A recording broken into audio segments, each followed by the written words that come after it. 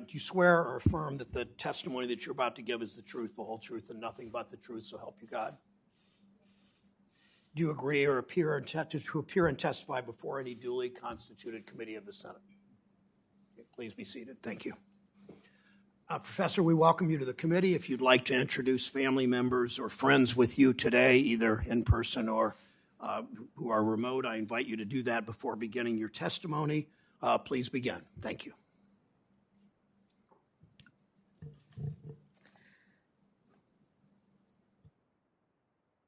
Sorry. Chairman Brown, Ranking Member Toomey, members of the committee, it is a great honor to appear before you today.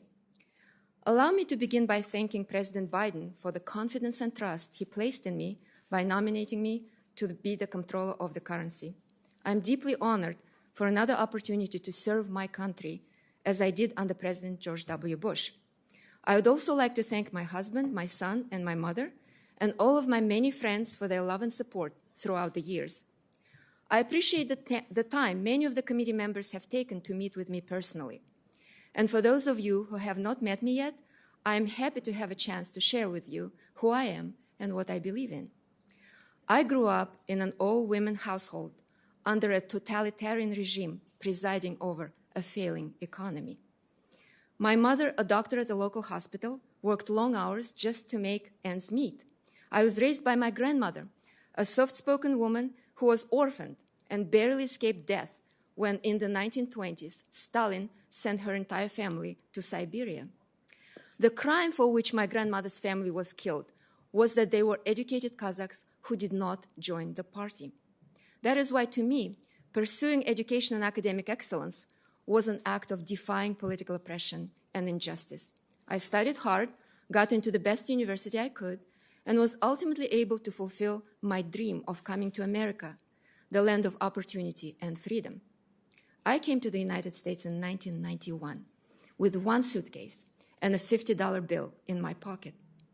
I fell in love with this country and its people from day one. That was the beginning of my personal American dream. I earned a doctorate from the University of Wisconsin and a law degree from Northwestern University. I practiced banking law at one of the top law firms in New York City and served in the U.S. Treasury under the George W. Bush administration. These experiences taught me invaluable lessons about how financial sausage is made and how that can lead to devastating financial crises. That is why my academic work has been focused on safeguarding the stability and resilience of our financial system. In the 2008 crisis, I saw what happens when powerful market players generate excessive risk and leverage outside of regulators' view, and then leave the American taxpayer to foot the bill when the speculative boom turns bust. We cannot afford a repetition of that destructive scenario, especially now in the aftermath of the global pandemic. If I'm confirmed to lead the office of the Comptroller of the currency, my top priority will be to guarantee a fair and competitive market where small and mid-sized banks that invest in their neighbors' homes and small businesses can thrive, and where every community, regardless of wealth, geography, or history, has access to safe and affordable financial services. A critical part of that task is preserving and fostering the relationship banking that drives economic growth and creates local jobs and prosperity. I'm thinking here of my own local community bank in Ithaca, New York, Tompkins Trust, where they know every one of their customers and care about our community's needs.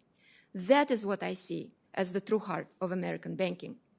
Today, the community banks that perform the crucial function of extending credit to local small businesses and hardworking families are disappearing, leaving many urban and rural communities without meaningful access to financial services. Community banks are also forced to compete with big tech companies like Facebook that do not play by the same rules. These issues are deeply personal to me. Having grown up in an oppressive state-run system with no free enterprise and no economic opportunity, I have a unique appreciation for our dynamic and diverse markets. It is what made my life and success possible, and for that, I am forever grateful. Every American family should have the same opportunities that my family has had. If confirmed by the Senate, I will work to ensure that our financial system gives every family the tools they need to build their own American dream.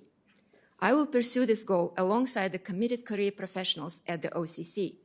I will serve the American public with the utmost dedication and integrity, and I will do everything in my power to protect and strengthen the safe and stable banking system that makes America work. Thank you, and I look forward to your questions. Thank you, Professor Omarova. We've